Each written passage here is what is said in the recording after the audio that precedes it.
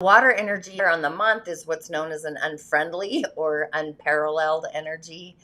They kind of clash in a way. And we also have the goat and the ox actually clash as well. But we have hidden yin water, a friendly, in the branch of the year there. So the goat, though, any goats out there? So we're all goats somewhere. But the goats, the greatest of all time, I'm going with that. And I can't remember if I have actually gone into any detail on the sheep, the energy of the sheep, but the sheep likes refinement, seeks the aspect in life of being revered and respected. I know sheeps, right? So just having a friend or seeking out friends that are, of a higher refinement or a higher quality than most. If you're raised in a family where you're allowed to actually say no and respected for your views and your opinions, then you kind of have a knowing that you could expect to really be victorious in confrontations with those in authority. And then you also have the ability to kind of stand up and really be a force of reckoning as your own person, as an individual, and also not kind of fall way back in the herd, so to speak. So just being a great negotiator, you kind of have both sides where you can have a win, and there doesn't really have to be an either or an or for the victory. It's a win-win, basically. So, however, if you're raised in an environment or a family or been conditioned where you couldn't say no and you can't have an opinion, then they feel like they're living a life of not being heard or understood no matter what they do. So the family life could have been kind of strict, maybe a little bit authoritarian-like, with the idea that one did not talk back to their elders or have an opinion. So in the extreme, this energy of the sheep could develop as a poor me kind of attitude in order to really survive a difficult childhood. So having a lot of tremendous talents, it's the sheep's wool, even though I'm saying the goat, they're kind of the same, but it's the sheep's wool can be whatever they can do or be at the best. And they can literally be taking that wool and turning it to gold if they proceed with caution. But the challenge here is, or the problem, is that they have this greater zest or zeal, this energy to be victorious, vital energy. But when the energy is imbalanced, topsy-turvy, they can ride over others to actually achieve that, like literally the herd runs over. So responsibility is one of the key words for the goat energy, the sheep. I like the goat for the greatest of all time, not going to lie, but I also like the wool for turning things to gold. So it's a balance of accepting responsibility when it is your responsibility, and also knowing when something is not your responsibility, along with having the ability to state that and also to delegate it. So the roles can be blurred with the sheep unless they can define who they are clearly. So an affirmation for the sheep energy is, I am victorious. And we all have some energy somewhere in our charts, but this energy needs to know who or what is good for them and who or what is not good for them. So they need to take the right action for their own innate behavior. So in our essence, this is the area where one could be victimized unless they act in the highest integrity and the highest manner. So this is the area where we seek refinement. In the people, it kind of represents, and the surroundings, the environment that it's reflecting. So this is where we find responsible people or irresponsible people in our village. So you really want to put that sheep or that goat energy to work and practice kind of what you preach. I'm doing great, and so are you. Even through all these trials and tribulations, it really is a day to believe in ourselves wholeheartedly, just like pick up that belief that resonates in your heart and put it into motion, take the action towards believing in ourselves. So when we invest in what our heart believes, because that's the corridor, our beliefs, not the ones we have been conditioned with or programmed with, I don't even like that word, but our heart will light up.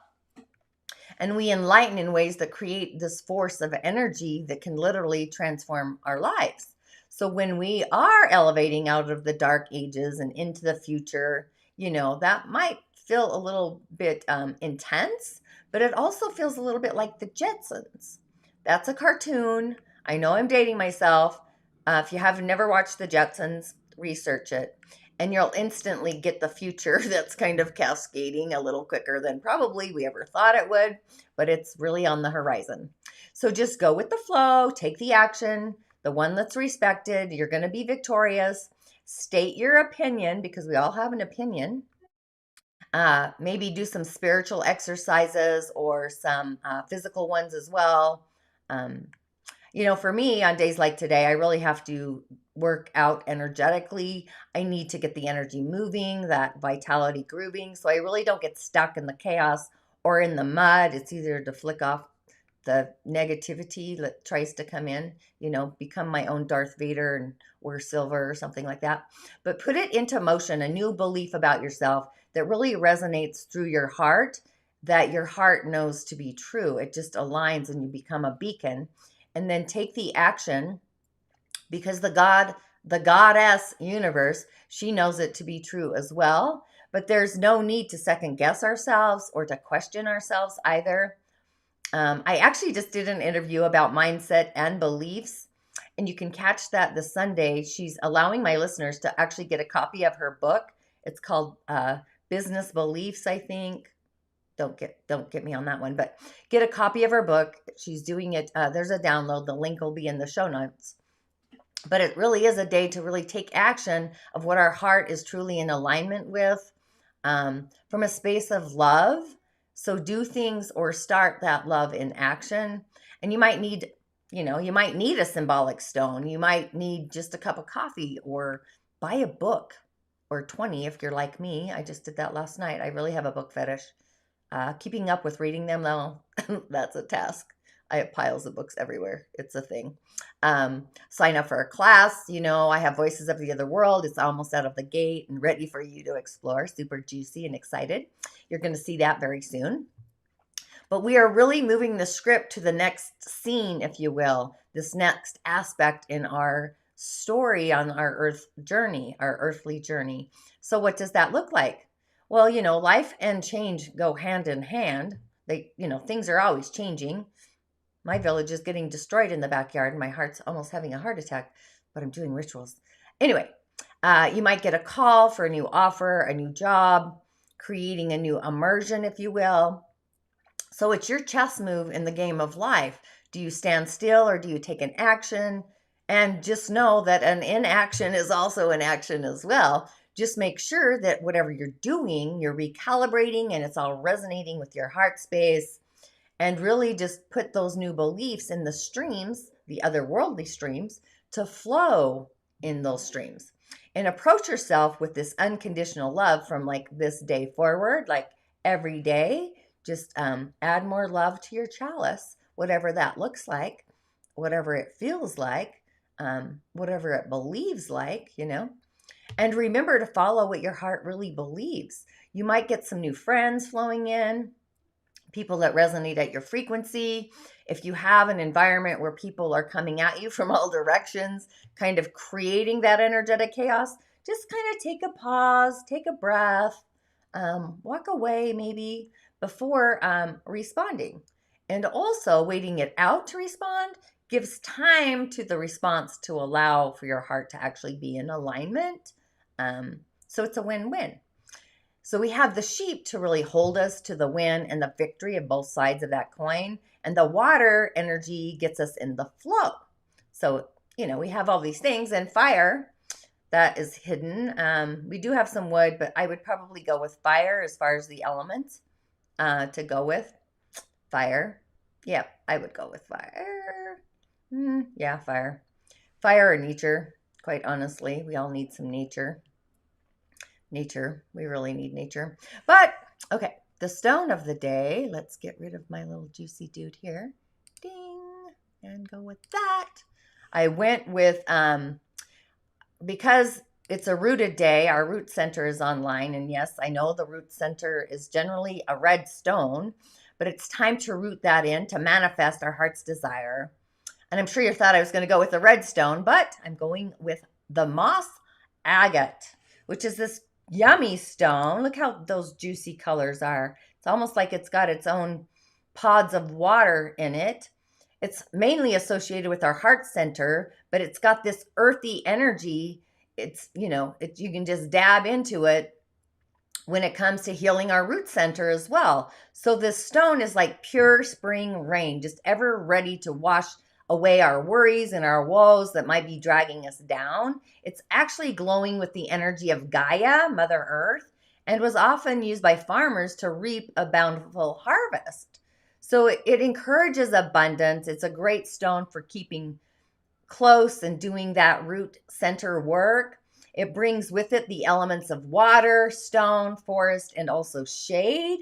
So it cools hot heads and temperatures of the heart, and it encourages our immune system to work wonderfully, and also ensures that we are able to enjoy the full bloom of peace, which we are in a water year in the Dagara, because we feel safe and sacred within our bodies, which we all need to feel that way within our bodies, right? But the stone has a meaning that's about uplifting and soothing. It's really a gemstone of Mother Gaia. So it brings in that energy for that. It gets us closer to nature with these earthly treasures. The green colors kind of capture our natural vibes of the gardener's delight. The sweet stone can be found across the globe, from the USA to the velvet green depths of Brazil, the farm heavy places of India, Uruguay, and also South Africa, and the dusty red roads of Australia, the far-flung regions of Russia.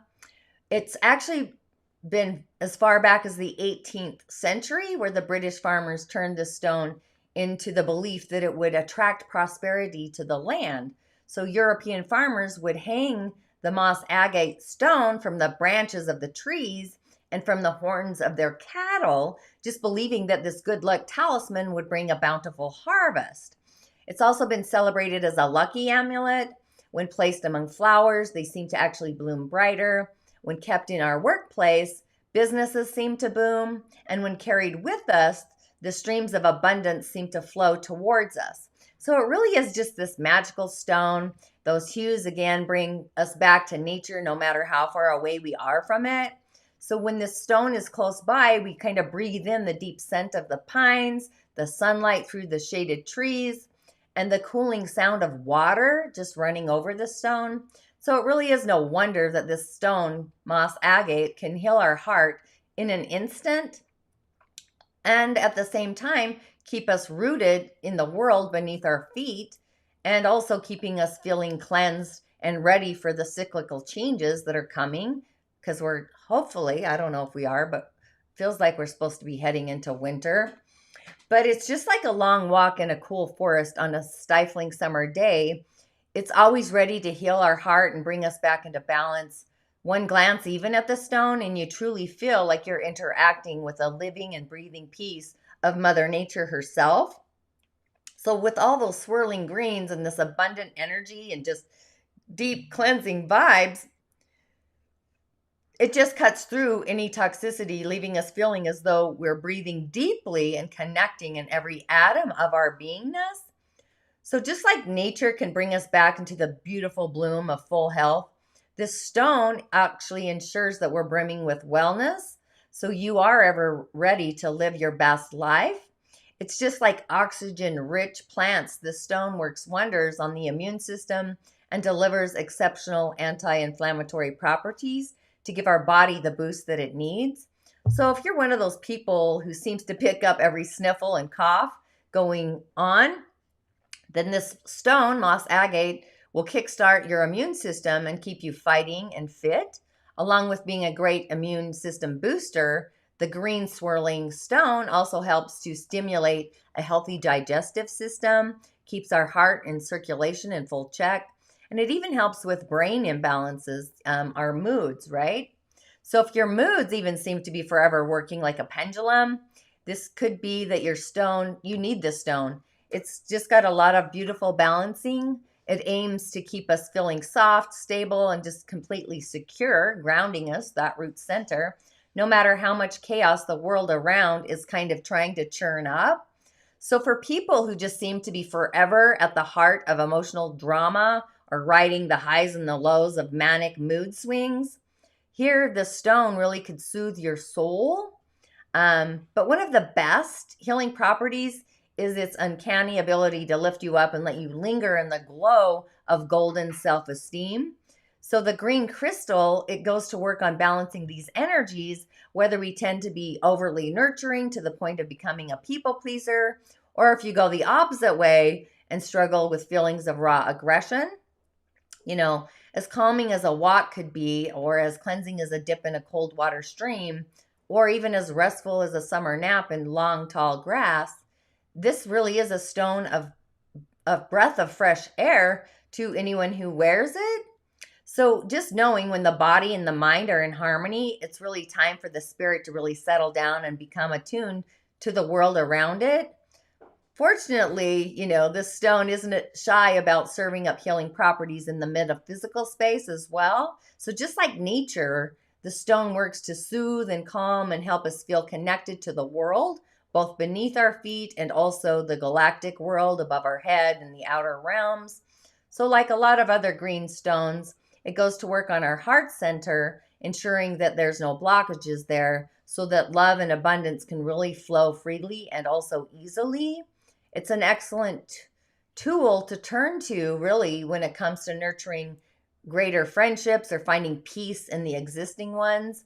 And it also helps us to find a spiritual splendor by encouraging quiet contemplation through like meditation is kind of what I see for that.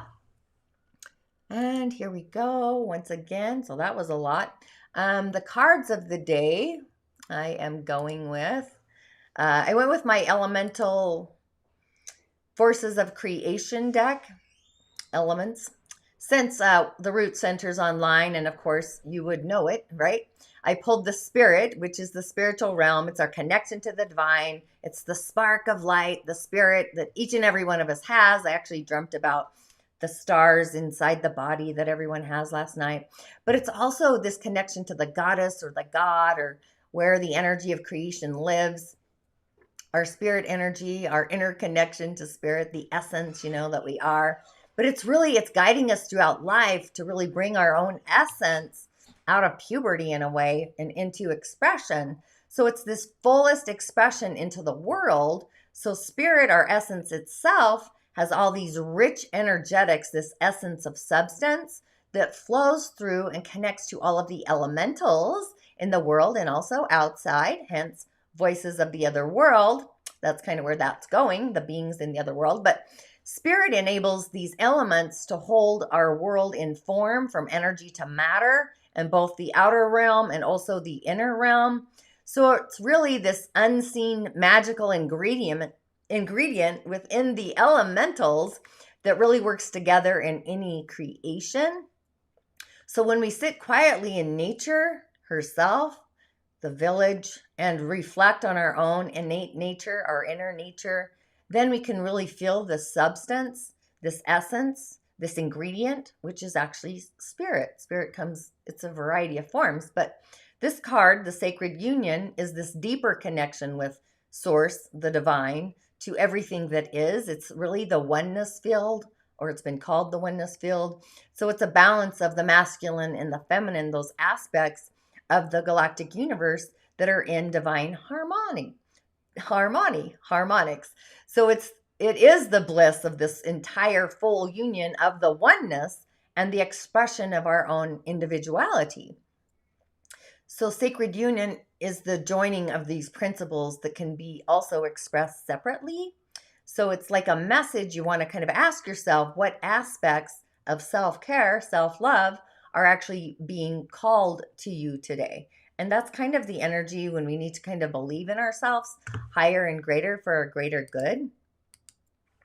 And then I also pulled another spirit card. So spirit definitely is online, but we have divine feminine has been known for a variety of names, right? It's the expression of the divine feminine throughout the world. You know, it's Isis, it's Gaia, Kuan Yin, Terra, Aphrodite, Mother Mary, Shakti. Did I say that already? And so many more, but those are just a few of the many. There's a variety of these expressions. But she's often, more importantly, just called the goddess, the feminine counterpart to God, but I think goddesses. So in a variety of periods of her story, the divine, right? The divine couple kind of express this balance as they work together in a sacred union. So this expression really gives women and men as well a way to be more deeply knowing themselves, to connect to the divine, the oneness. So I think the feminine is coming more online, obviously, right? Divine feminine, even though I pulled the sacred union first. So kind of ask yourself, how is the divine feminine calling to you now? Do you need to get in touch with your feminine side? I bet I could. But you know, what does she want to share of herself? And also, you know, how well do you know her? And knowing her is actually knowing yourself. And then the last card I pulled, fire, the power of action, which I thought was hilarious because that's the root center as well, the action realm. So this is what we learned, or how we learn to be passionate, dynamic, and really claim our personal power and let our light, our spirit light, shine brightly out into the field to feel more passionately about life itself, things we're creating, things we're offering, just in our everyday doing. And it actually teaches us the mysteries of transformation, literally shifting and changing forms. So with this card, it really is saying, you know, there's a dying of an old part of ourself, an old belief, and we're being born new. So with all this energy of today, letting go truly of the old story, that old script, so we can ultimately create and live in alignment with our own heart's beliefs. So we have this power of action. So the fire being the action around the place where our life is kind of propelled to go forward. And, you know, fire can dance. So just learning to take the action on our own behalf and really align with the greater good. That's just one important lesson or teaching of the energy of fire. And often people, they give other people's desires priority over their own, which leaves little energy for acting on their own inner guidance. That's why you really want to create a village and a queendom where everybody can light up their own passion in action. And action is where we align with spirit in our own creation. So it's healthy to let people be creative and give them the reins, you know, and feel juicy about it. And spirit really needs us. We are the vehicle for taking action into the world. So today in our cosmic soup, you know, what do you need to take action on? Put the E in the motion, writing your heartfelt script that's in alignment with your beliefs, your treasure, being heard and respected. You know, take a pause, take a breath. People might be triggered today as the scene is changing. The script is getting ripped up and a new one is taking form. So it's rerouting, rerouted. So with the root center online, it's the shades of reds. I don't know if you can tell this is red. We got fire, all shades of reds, rubies, pinks even. Pink's a combination of the crown center along with the root, you know, commingling, I would say. So you got spirit energy. Pink is a great shade. Manifesting through spirit, that's kind of what I see pink as. Apple, fire engines, any shade really that lights up your root and also your heart. And really stay in alignment with the God channel, the insights, the inspiration, the in spirit you, that has this connection today. And really stay in that channel and hold the beacon, that light. The seed sound of the lam, that's the grounding energy of the physical, the realm that we are in, the physical. Hopefully we're in the physical. But along with our soul's harmonic, so signals can kind of land in. They'll come in generally as signs. Pat yourself honestly on the back for how far we've all come, and rip up literally in your mind's eye, your third eye, your left eye if you're me. Rip up the old script and get ready for a new one, exploring. Take that adventure really, and stay steady, kind of like a snail, feeling the energy and the vibrations around you. That's what snails do. They can always pick up on the frequencies of the earth. Um, Weird little tidbit. But holding the frequency and the vibration of your beliefs with your heart, and also what your heart values, and also those spiritual truths. So I would affirm, I affirm I am believing in my inner garden. That's my inner village, the greatest equation of my higher self. That's like you're equating with the God channel, source energy, spirit, whatever you want to call it. I call it the God channel. But just utilize your ability to say no today. And that's the sheep energy. And it's going to flow with peace because we have all that water energy today, at least on the day. So with all of that, InShalla and Ashe, thanks for tuning in. And as always, I'll see you on the other side.